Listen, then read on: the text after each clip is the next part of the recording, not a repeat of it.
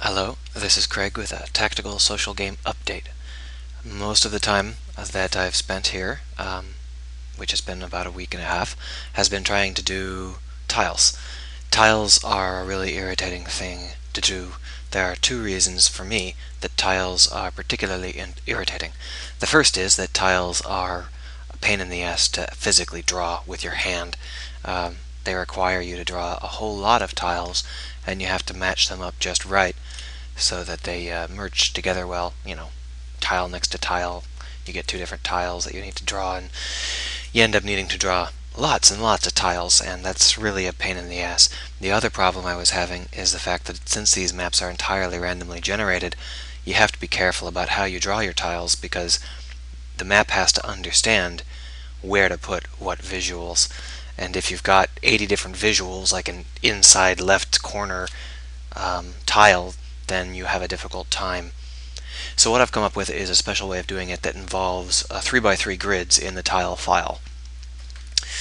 So here you can see, just as an example, here is the pit, or in this case it's more of a crevasse.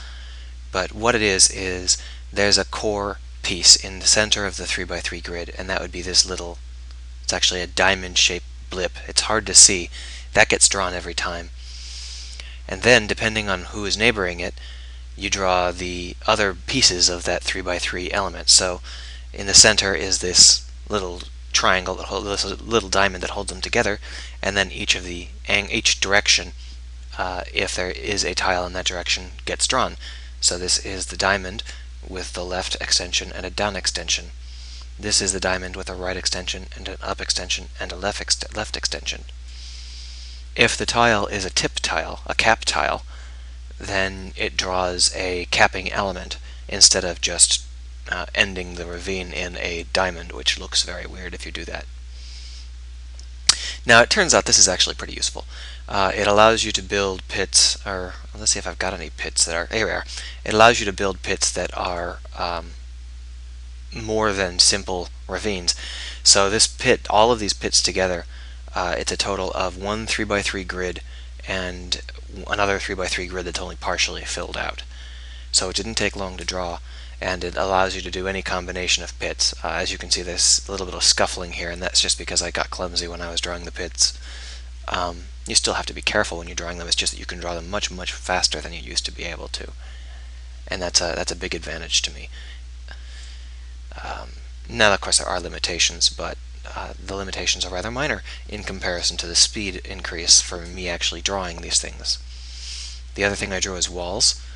The walls are slightly different in that they are not a 3x3 grid with a capping grid next to it. They are a bunch of 3x3 grids that are almost identical, stacked one on top of the other. The file system, the tile system, automatically detects the file parameters. If it's wide, then that means that there are 3x3 grids next to 3x3 grids, and the second column is the capping. If it's tall, then there are 3x3 grids on top of 3x3 grids, and each of those rows is a variation. Here you can see that the walls vary, and this is because there are 3 variations on the walls, and the result is that as you go through piecemeal, you randomly grab a variant here and a variant there, and you assemble them. So although I've only created 3 variants, because of the way they recombine, it's actually hundreds of different possible variants on the walls. And now it's a bit repetitive, but that's because of the art style and the way I'm using them. It doesn't reflect on the fundamental idea of variations. Now, the advantages to this are that I don't have to be very careful. As you can see, these tiles are not full tiles, and I can put grass beneath them, and I will eventually put things like grass beneath them. But the whole point here is that I don't have to worry that much about the problems that I'd normally have to worry about. Things like inside corners and making sure the tile fills the whole tile space, so that I don't have to worry about how they jam together. All of that stuff just vanishes. So it works out pretty well, and it's very fast to develop, and so that's what I've been doing.